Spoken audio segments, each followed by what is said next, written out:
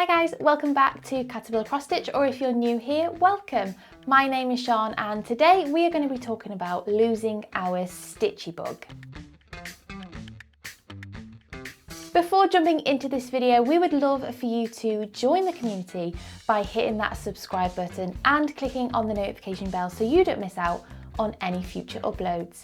If you enjoy this video, make sure to give it a like so that we know to create more content like this. So I'm sure many of you have experienced times where you just don't want to stitch. The hobby that you love and potentially do on a daily basis, you now find yourself not wanting to do at all.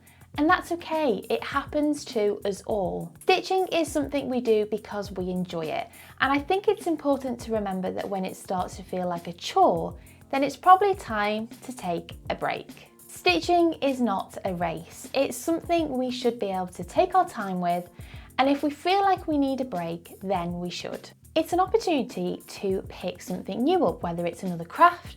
I personally find taking a break and doing something else can often fuel my desire to pick my stitching back up. Christmas is around the corner, and for those of you who celebrate the Christmas period, you may be stitching a gift for a friend or family, or you may be stitching something on behalf of someone. And so it can feel a little bit difficult if you are up against a deadline. And so a tool that I like to use, which I find helps to relieve the pressure, is to create a schedule. I find this personally helps me to keep focused on what I need to achieve on a daily basis and helps me to feel a little less overwhelmed. I find having a plan in place really helps me to achieve that end goal. One method I like to use to keep me motivated is tracking all of my projects. Now, there are lots of different ways that you can track your progress, and I find tracking progress can help you to stay engaged with your project. Examples of ways that you can track your progress is tracking how many stitches you've achieved in a day, or how many times you have stitched in a month, or if you are a pattern keeper user, you can also track the percentage you have achieved and how much you have left to achieve the end goal. I find tracking my projects really helps me to stay motivated, and it also highlights if I haven't been able to achieve something, which then allows me to reevaluate and plan the upcoming month.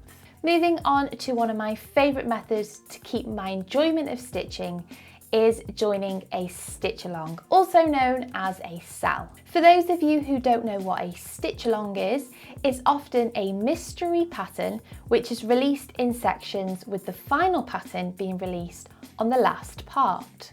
Sometimes a large pattern can feel quite daunting, so a great way to overcome this is to join in with a stitch along, as the pattern is split into manageable sections which you can stitch with others who have joined in with the SAL. Caterpillar Cross Stitch has a dedicated stitch along Facebook group where you can meet other stitchers taking part in the SALs, and it's also a place where you can share your progress.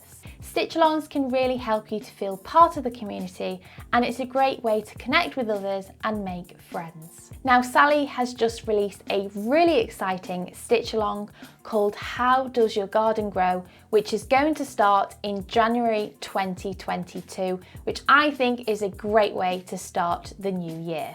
This is a 6-month stitch along where each month a section of the pattern will be released and sent to you digitally, which you can download.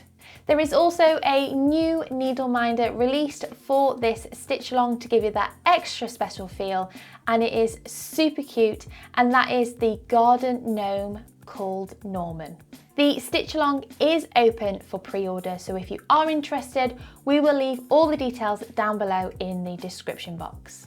Socializing while stitching really can help to bring some fun to stitching, whether that's stitching with someone in person, stitching with a friend over a video call, or even going to a stitching social event. The stitching community is such a friendly community where you can connect with other stitchers who have the same passion as you. I find when I have lost my enthusiasm to stitch, jumping onto a video call with my friends really does help to bring that fun back to my stitching. Caterpillar Cross Stitch does run stitching social events, so if you are interested in connecting with others in the community, then we will leave the details down below in the description box. Now, another great way to connect with the community is to watch Flosstube or to create your own. Now, you might be wondering, what is Flosstube? Well, it's a little corner here on YouTube where stitchers from around the world create content and talk about their stitching and sometimes other crafts. There are many Flosstubers with different personalities, all stitching different designs, stitching on different fabrics and threads, and it really is a great place to gain new knowledge and learn more about cross stitching. I would encourage you to go and check out Flosstube here on YouTube, and I would also encourage you to consider making one yourself. It's a great place to share your work and also to connect with others in the community. Alternative to Flosstube, there is also Netflix, watching a movie or even listening to an audiobook. Watching Netflix is one of my favourite things to do in the evening when I'm stitching, as often I find I've watched 5 episodes and I've now completed a big part of my pattern. I find this method really helps me if I'm not particularly in the mood to stitch, but I need to stitch as I'm working to a deadline. The next method to share with you is switching up your projects, whether that's switching to a different project you already have started or starting a new project. Sometimes change can make a big difference in keeping that stitchy bug alive. I used to be someone who used to stitch on one project, and I personally found that it started to become quite repetitive, which then started to lose my interest. Other things that can contribute to it as well is the type of colours I'm using or the fabric I am stitching on. Now, talking of fabric, this can often determine my mood as to whether I want to stitch. I stitch on different fabrics, from hand-dyed fabrics to plain fabrics, and I would encourage you, if you have lost your stitchy bug, to go and try new things. There are so many different fabrics and even threads available, and I would definitely encourage you to go and try different things, as it can really help to ignite that stitchy bug back. My last tip to share with you is investing in some stitchy tools to create that perfect stitching station. Now, this could be a frame such as a hoop or a Q-snap, or it even could be a stand. There are so many different tools available for different styles, so I'm sure there is a perfect tool for you, as I find the tools that we have around us can really make the experience of stitching so much different. When I invested in my Lowry stand, it really did bring an extra feel to my stitching, as it allowed me to stitch for hours on end and really did make a difference in how often I stitched. I really hope you have found this video encouraging and that it helps you to continue to stitch or to bring that stitchy bug back. Let me know if you use any methods to help with your stitching in the comments. I would love to hear what you do that works for you, so that we can help others in the community who may be feeling a bit lost with their stitching or are looking for methods to use when that stitchy bug decides to go.